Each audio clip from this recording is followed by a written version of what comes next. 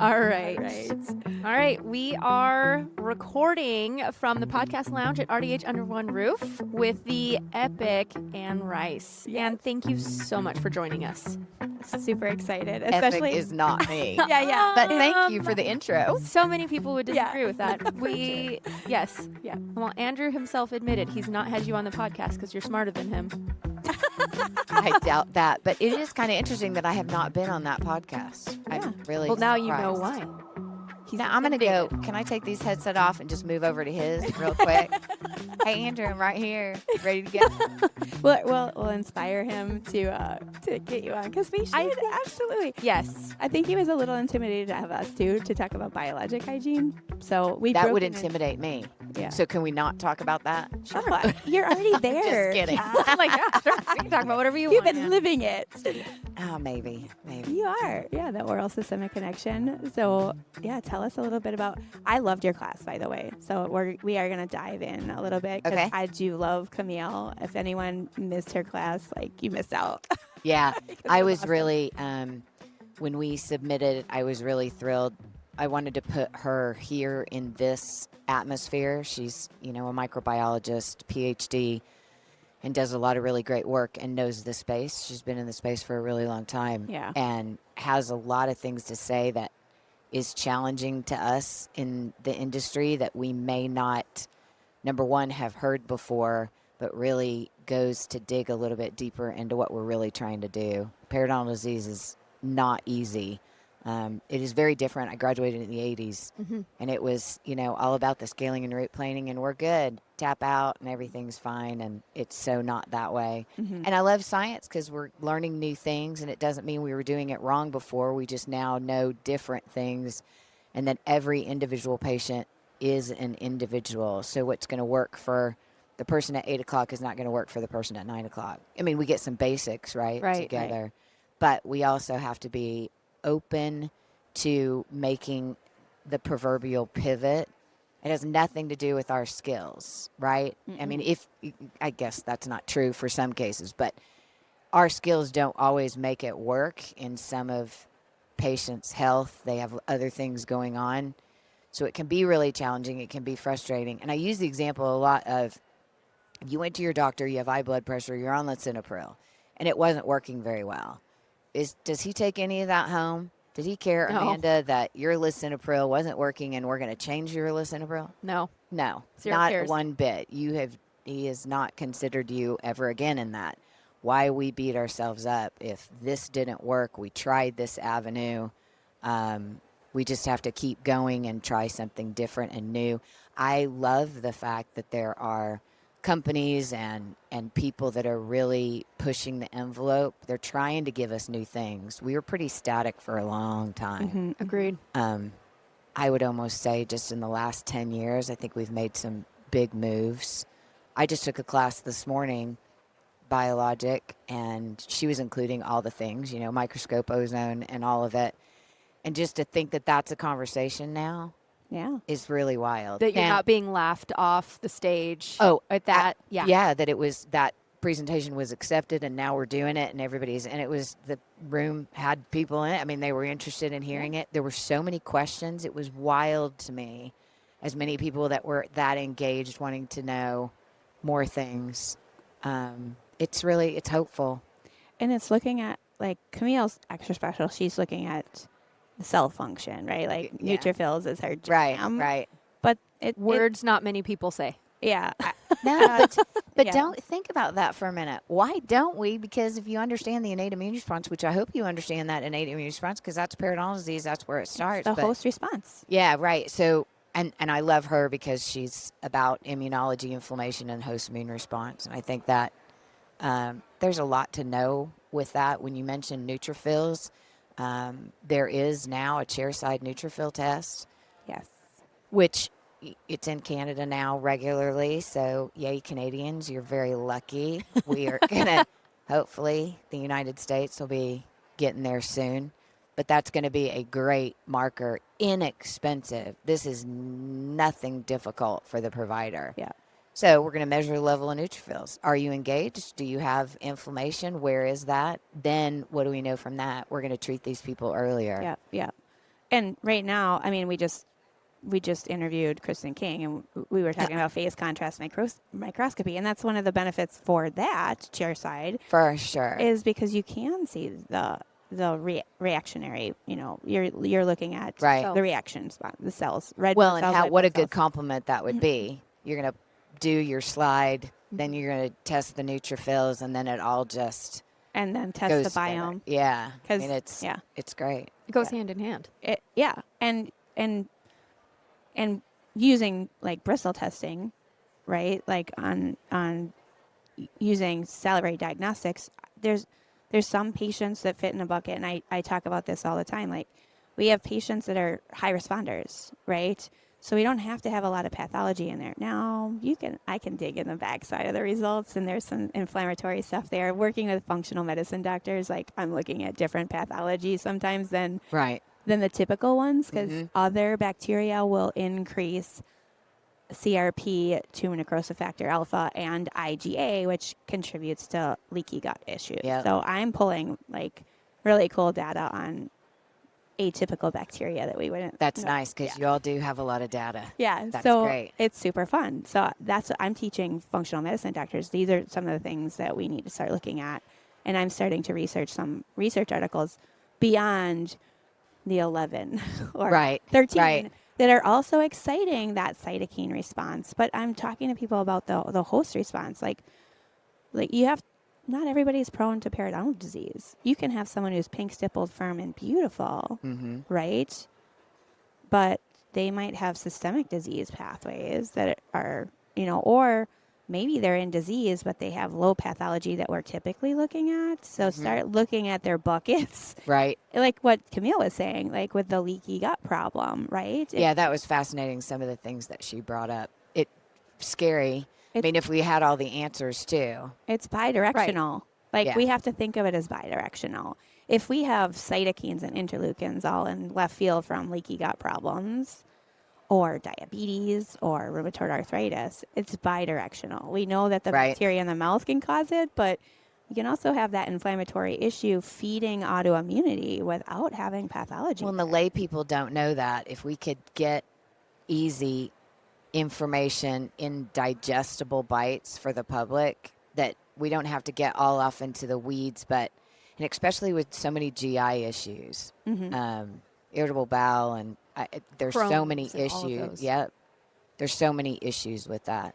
And then we aren't absorbing our nutrients. Well, that's what I talked about yesterday. Yes, sure. which I loved. Yeah, like of course. it was my jam. Like yesterday was amazing. It was. It's tough. Anybody eating the right, you can get off into the weeds, and our soil's not right.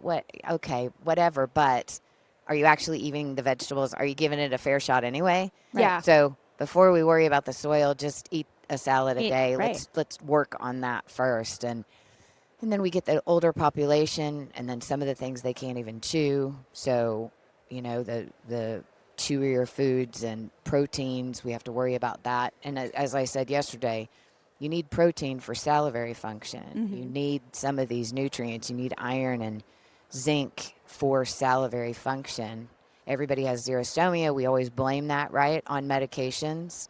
There's other blames. Hormones. For xerostomia. So we can't just throw it into a medication list that's the reason for that. We kind of have to dig deeper. And I'm not going to say that everybody, you eat this perfect diet and you're never going to have this and you're never going to have that, but really do consider some of the things just boring old basics, Right. Have a salad. But they've worked for thousands of years, right? Yeah. The basics. It's the last 150 plus years of this process. Artificial thing. Well, in the Industrial Revolution, when we had sugar, I mean, that changed everything. And then now, I even look at Xylitol being as sweet as it is, which I know that's a benefit in a lot of dentistry. Super sweet. And then you look at erythritol and it's not as sweet. People are like, whoa, I need something sweet. Our palates are so used to it. Well, if people come off the super sweet, xylitol is really sweet for me because I don't eat a lot of sweet. Right. Like we get conditioned and our bodies crave that sweetness. Yeah. but if you like really drop down all your sweets, like it's super sweet. Yeah. Like you won't tolerate it Back in the anymore. days when we used to eat fruit and it felt so sweet because it is, but then a lot of people when they eat fruit now it doesn't feel that way. Yeah, But yeah. that's not to say everybody has to have I mean, come on, there's birthday parties and fun things that we all can still do, right? Xylitol and erythritol can be pretty amazing, and I think erythritol doesn't get recognized as It much as doesn't it really. should. I think. Well, now that we have, biofilm therapy, Yeah. it's getting more recognized. But no glycemic index. It's Yeah. non-caloric. It only is absorbed in the colon at 10%. So you're not going to get the GI, and you're not going to take out your dog all in the same day. And that's so. and the other thing that's important, with testing and retesting, the xylitol's amazing, even beyond some of the I treat it for specific species. We have some really cool bacteria like Serratia marsicans and Klebsiella bacteria that are in the Enterocaceae family that I'm going to be talking about at the IOMT. We have to jam on that. They take over an entire diverse. Like I've seen it as high as some people 97% of the oral microbiome. Yeah. So I'll come right. It's microbial mayhem when diversity takes over. But xylitol is really, really effective against those species of bacteria. But those people are really sick. Klebsiella, Enterobacter, Enterobacter impact the gut severely, and they're sick people. They're autoimmune issue problems. They're opportunistic. That's a whole other thing too, is the poor autoimmune. But their flares and if we put xylitol in the gut in those people, we're gonna just blow them up. So you have to be really careful. Like Absolutely. I would rather have erythritol. Like there's erythritol in some drinks now that are gentler, right? Right. And I think we do have some things at our disposal with xylitol in it. We have suckers and lozenges and things like that. Yeah. Not as mainstream, of course. No, you only find those at the crunchy stores. And quote unquote. Right. There is some controversy, and because we are on the topic of xylitol and we haven't had this conversation, I'm going to go down that route. Like the article talks about clotting and xylitol. Do you know the article that I'm talking about? No. Okay, there was a new article that came out over the summer, and it was people who over ingest xylitol are more prone to heart attack. From clotting. It was a poor study. Yep. And it was on 40 grams of xylitol, which we are using. How could you do that? Yeah. I would be. It's those keto people that refuse to give up sugar. That's what this was. But I would be in a fetal position I couldn't survive. So I mean, which begs the reality question: of how that, much sugar were they having before they switched to xylitol? Right, like that sugar consumption demand that their body was having when they switched. Which we know sugar. So there was going to be not fat and salt are a major contributing factor to cardiovascular. Right. Mm-hmm. Right. So good point there. Mm-hmm. But I mean, I just want to clear up that the amount of xylitol that we're using in the mouth to ship the oral microbiome oh my goodness. is not going to cause a heart attack. No. Yeah. So let's clear that you're fine. Right. But that's a huge question of a lot of people right now. It's kind of a hot topic. Well, and xylitol's in. I mean, if you turn a package over, lots of packages are putting xylitol. Yeah. And xylitol also, if they put xylitol, and I hope that they don't do this very much, but if you put it with sucrose and fructose, you're getting rid of the xylitol effects. It's of no use. For sure, because a lot of the bacteria will metabolize those two other sugars. So you're not. No, I'd go to the Hardy Helpers as opposed to the xylitol. Yeah. So we have it in a lot of different things. I do think now we have some really good products out there that are, when used in the right hands for the right reasons. But any product isn't going to cure disease. No. I mean, you got to get to the root of that, and it is a game that we always have to stay up on. People go through cycles in their life, whether it's stress or they're not eating as well or all different things, so it always changes. You look at that with sleep and airway. Mm-hmm. If I was tested my airway at 20 and no, I don't have sleep disordered breathing, does that mean that's going to be the same at 55 postmenopausal? No, that's not what that means. Yep. So just because you're clear for X amount of time, it's a constant. Lifestyle factors change. Right. It's like losing weight. I mean, if you're thin at one point, doesn't mean you're going to stay that way forever. You know, Right. It's gonna. There are changes that are going to happen midlife. Hormone. Yeah, Yeah. Yeah. Postmenopause. absolutely. Life stress. Post-hysterectomy. All of those things. Yeah. Yeah, it's not. Yesterday was really good. It was a good course. Camille, of course, as you said, was amazing. There was some good response in there. Yeah. And she has an amazing new product with niacinamide, which is Yep. helping to drive down the inflammatory response Yep. in the neutrophils. So it's looking at oral treatment in a completely different Yeah. way because you're actually going at it at the inflammatory Which is component. why we, she really schooled me about this as some of the questions you asked the question out in the air, it has hyaluron in it as well. Why we don't treat the skin and the mouth as delicately as we do our face when now we're sending 8-year-olds into the cosmetic places to put all the lotions and potions on their face to protect their skin, but yet we don't care about the skin and the mouth or to treat it as gently as something on our face. Yeah. We wouldn't use loofahs all over our face all the time, Yeah. if we just really realize the delicacy of it and the intricacies to it. Collagen base, it's the structural integrity of our oral microbiome and all the parts in there. And I have this question and I don't have the answer to it at all. They are looking at it, but as my face ages, my collagen's going. Hopefully, we're not going to take any pictures today. As I said in my talk, Of course not. I am Botox free right now, so Good for you. it's all there. But I like to be outside, so the collagen in my face, it's not that great. I don't have the moisture and all that. I wonder where their research is going in our older population. What about their oral microbiome in just that fact? The structural integrity is less perhaps as you age in the mouth.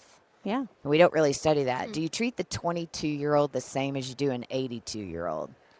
Of course, we're going to look at systemic health, right? Right. 82's probably got some more stuff going on.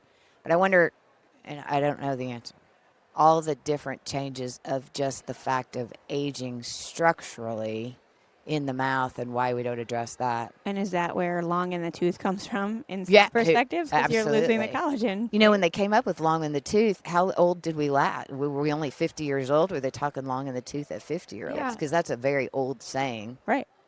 What Need would to do you a fact check after this, find out when that was. What would you consider to be an intervention, or how would you want to do treatment differently in the perfect world, looking at an aging population? Like, what would that look like? Like microbiome testing or different clinical therapeutics? That's where I think you have to get even more honed into the person. I mean, that we really have to look at all of the systemic conditions and all of that. And, we just start that conversation, it goes to affordability. It does. What I would love to do, they don't have access. I mean, they don't have the money. We don't have systems that can help them. Dentistry is expensive. Even preventive dentistry is expensive. Yeah. We all have to save our money. And, a financial planner, I just went to my financial planner and we looked at healthcare in the wheel of when we can retire and how much I'm going to have to pay for healthcare. My husband's retiring before me and all that kind of thing. In that wheel of healthcare, he didn't put a wheel in there for dental care.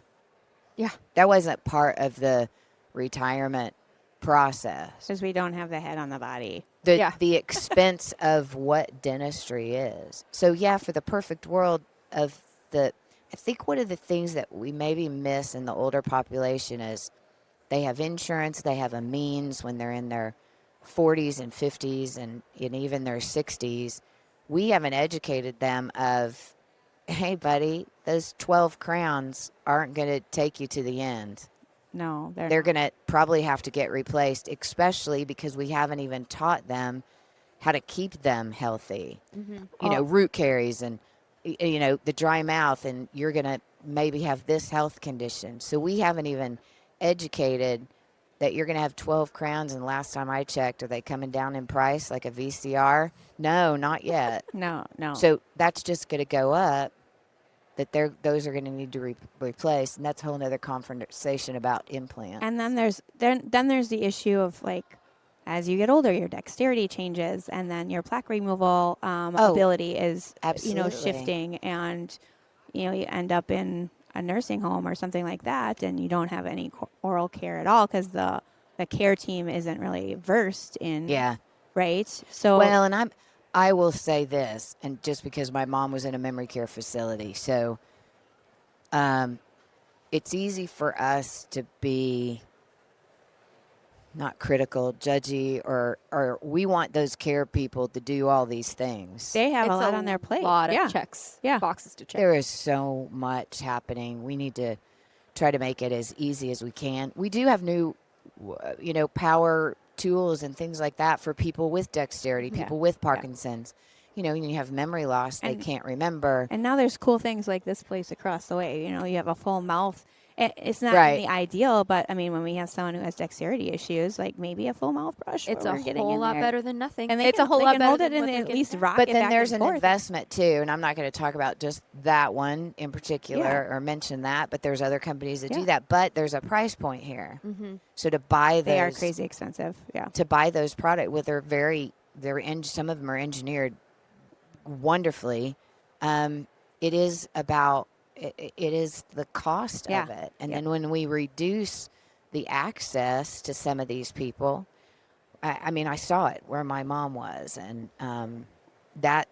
So going back to a very long ago question that you brought up, Amanda, is, what would be the perfect world? The perfect world is starting at 30 years old with these patients and explaining the restorative procedures that you're doing. Well, unfortunately, if you need one, but preventing any of the restorative procedures.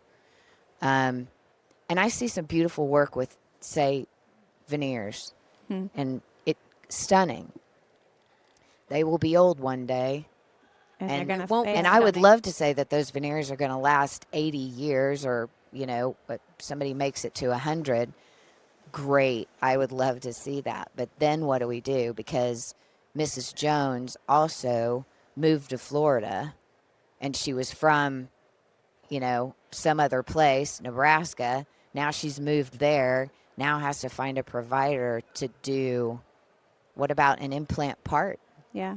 Yeah. that's broken? Yeah. I in the places that my mom had been, and even they were in assisted living, and it was a nicer, there wasn't a lot of that. But what do you do when something breaks? What do you do when you get an infection? Where do you go? Do they have the part? All of those things. I think we need to help our patients understand how important that is, and the prevent, whether it's the xylitol, whatever product I'm not going to get into all the product things, but that prevention continues, Yeah. and understanding The value of it. xerostomia, Yeah. the plaque being sticky.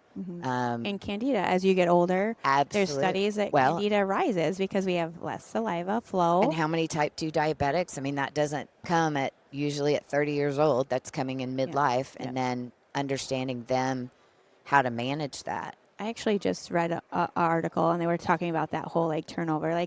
In medicine, you're pretty much told your hip is going to be need to be replaced within 10 to 15 years. We don't have that conversation. For a long time, when implants became big, it was this is a fix for life. Yeah, they're as good as teeth. There's Right. not going to be anything. And it's not you're gonna have to maintain it, and implants fail. People were getting implants thinking this is a fix forever. Right. It's never But they gonna never fail. have to brush their teeth again. Yeah, dude. Oh yeah, you're it's gonna not have to really a change that tooth. out. It's not so a why would tooth. you do that? gonna be And fine. crowns too. They have a shelf life, and you're gonna it's like a tire. You're gonna have to change it.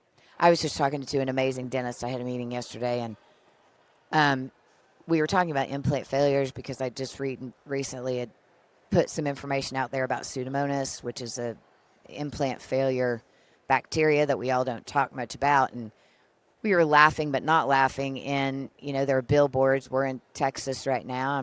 It's my state. This is where I live. But there's lots of billboards no matter where you live. Full mouth implants in a day and all that as we extract those periodontally diseased teeth, teeming the cesspool of bacteria, and then somebody's gonna place an implant that day, Yeah. or we're not healing. I mean, there's so many different parts. Then we're where's gonna the- load it. Where's the biome? at? Like, or are they smokers? Like, are they a good candidate for it in the Right. first place? Right. Yeah. I left a perio office because it was a great perio office, but I was heartbroken by how many implants were failing because I was just like, we And are that's putting hard. in really Yeah. poor watching that happen. candidates. Like, this is a $6,000 investment that we can't get under control because we don't have the patient's health history and everything else under control. Well, even in the best circumstances, and I mean, dentists, you have it rough because even in the best of circumstances, it's a healthy person, but it's loading, it's how it's been put in. Occlusal function. There's so much Yep. that is precarious with that. Materials. Oh yeah. Sensitivity. How the body responds to those materials. Right. Which how are you going to know necessarily? Right. It is not a frivolous, if that's the right, frivolous procedure, I guess. And there's plenty of good ones. Yeah. Yes. That are absolutely wonderful. But the all on fours, when there's a bar and we're having to put the threader through and we're doing that. Now we do have brushes that help with that. We have Water flossing flossers. devices that are really great for that. But now age the person, put them at 60 and 70 and 80 and 90, being able to do those things. And let me tell you, in facilities, if you have the expectation of a water flosser, a certain brush that has a tip on it for all, you're out of your And mind. as you age, like where the implants are loaded, we're utilizing the bone, but you're still going to have ridge reduction with an all-in-4. So, so the bone's going to go away. You know where they're. And then you you're think not about utilizing weight the bone. loss. I think about this just with dentures. Heaven forbid Right. somebody lost their teeth, and we saw this. I've seen this a lot. Many seniors lose a lot of weight. Mm-hmm. If you go into memory care, they're not as interested in it when you have ailments. Which, can you imagine that?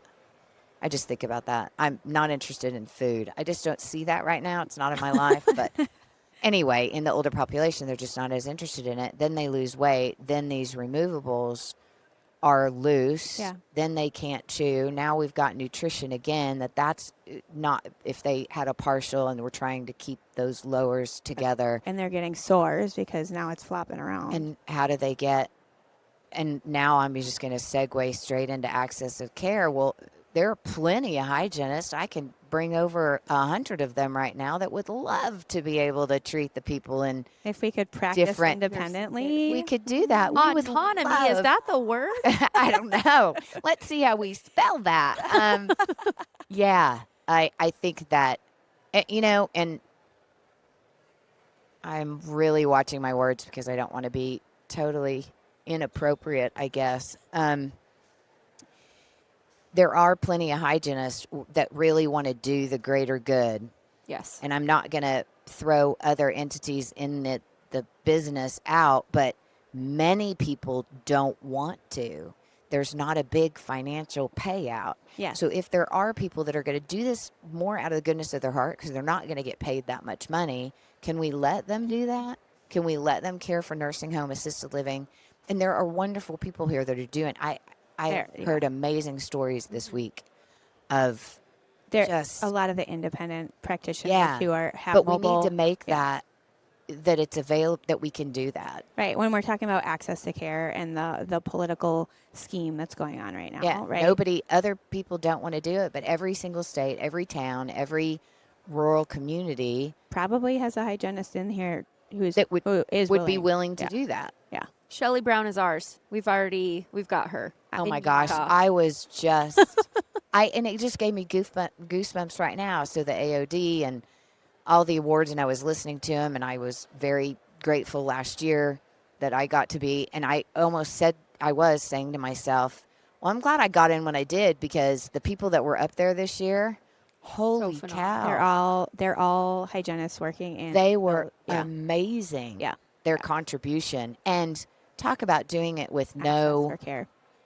nobody No glory. knows. No No glory at all. it really is inspiring, and that's what I think that we need to continue to be on the positive end of this. Less snark on social media, be more positive, elevate the people that are actually doing it, shout out their names and congratulate them and support them. But there's plenty of people that want to do it. We just can't. It's Hands are tied. Where we need to have a change in legislature where hygienists, I think, are sure. We've all said that. Yeah. There's lots of conversations about all that. It's not going to be easy. There has to be plans, and I know that we're all talking about it a bit more. I have to believe, maybe not in my career lifetime, but I have to believe there will be something that's going to happen. There's a big, I feel like in the because I am working with a functional medicine doctor now, I do oral health coaching for all of her. Oh, that's great. Her patients. So we're getting like systemic testing. She's doing oral microbiome testing. And then I'm sourcing some IOMT like practices throughout the country because we're treating people all over the place. Right, So right. I'm working on like oral hygiene based on the oral microbiome and looking at a different part of things. But there's a lot of functional medicine doctors now who are open to, their eyes are open to the oral systemic connection. Right.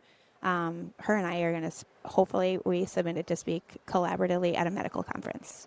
Which is going to be the coolest thing ever. Yeah. On the oral systemic connection and discussing like the impacts of dental treatments and health and how we need to. So I think as we start even pulling doctors in from, the systemic side of things, seeing where we're at, it's going to start being a lot more collaborative. I think COVID changed a lot of perspectives. Yeah, it's just difficult when you have a system. You're talking about functional medicine, which is not getting into the whole insurance world, but when you have two different entities, you have medical, you have different billing, you have a whole different insurance. It's challenging. That makes it almost impossible. That most physicians, functional is different. Most physicians don't want to look in the mouth. The solving of this problem is quite simple: is to have a dentist in the building or in the endocrinologist office, the cardiovascular practice, a hygienist, not really necessarily dentist, dental care. Yeah. Because we are treating, and I've said this before, we're treating a bacterial infection, which is about as much medicine as you could probably get. It is very medical. I mean, you're bringing down CRP and like you're bringing down inflammation in the mouth when we're looking. Very different than, and fillings and all that stuff, very important that we're treating that, and dentists do a fine job with all that. But this bacterial infection that we know is periodontal disease, gingivitis. It takes a backseat to restorative in public perception. Oh, yes. I think that is such the problem, because when you have that patient that sits down in the chair, the first thing is like, I hope I don't have any cavities. I've never once had a patient say, oh, I hope my gums don't bleed today. Oh, right? That is very compelling. Right? Yeah. That's what they say. Didn't think about that. Yeah. That's point. The perceptive from Yeah. the public. It's always, I hope I get a good report from the doctor. Very rarely is it, I hope I get a good report from my hygienist. Yeah. And we are different. Like the buckets are different. Like we're the preventative part, right? We're looking at that. Yeah, and I love that. I love that we're the preventive part. But wouldn't that be great if that is what we really did? But actually, unfortunately, we treat disease more often than we're preventing disease. Not of our own fault. It's just happening that way. The model is set up that way, though, because we, like, if we were looking more, like, if it we're could doing, be. if It we're could like be a medical totally preventive model. If we're like medical and we're testing more or using the microscope or looking at the pathology that's present or disease in a different scope, like like I said before, like sometimes we can have the pathology, sometimes it's a systemic situation. We start looking at the patient before bleeding starts. We could subside some of that and be a lot more preventative. Right now, it's reactionary in nature. Like, sure. You know what I mean? I think medicine's had their own problem about prevention. They don't get paid for prevention either. No. Now they finally, for a diabetic, you can kindly get counseling and food and that kind of thing, but they barely do that, though. Yeah. There's not. Because it's money driven. Yeah. My mom, since she was in her 30s, had high triglycerides, like out of control triglycerides. No diet changes, no nothing, medication, doing whatever. Mm-hmm. Well, now she's diabetic. You know, sleep Yep. apnea, like the whole gamut. So we waited in the medical field for her disease to progress before we Right. started treating her with, the stuff that they're treating. Well, that's kind of the way they do it with diabetes. I mean, Yeah. you watch the A1C go up through the different years. Now that is So- patient. That's everything. How do we really do that? I mean, and not that diabetics are at fault. No, I'm not no. saying that. It's But it is, they wait to a level of a lot of different ailments and then we treat it. right. Gingivitis, we do it I'm sorry, but a lot of people do it every single day. Right. Just brush a little bit more, get in this little area and do your flossing. I'll see you in 6 months and we'll hope that bleeding stops. Yes. Right. Well, okay. I mean, you have all this infection and disease and bacteria that for 6 months. I don't know. It's not perfect, but I do have to sit on the positive side that there are a lot of hygienists, whether you came to this meeting or not, all across the United States that are trying so stinking hard. Yeah. So hard to do the right thing and to care for their patients. You didn't get in this game unless you cared for people. Oh, for sure. And you wouldn't have done it for any 100%. other reason, I hope. But It's the glamour of the scrubs. Right. it is the pieces of calculus in my hair. I mean, listen, we didn't wear scrub caps forever. Yeah. And I'm like, ponytails are great, but a big lob of it right on my forehead. It is. It is a pretty job. There's nothing like a big. What was frigid that guy. show? The Dirty Job guys? Yeah. Mike Rowe. Why didn't he never come to a dental practice? Yeah. It could have been an OSHA thing because it was very blue collar. I don't think he ever explored into the Oh, pink yeah. collar world.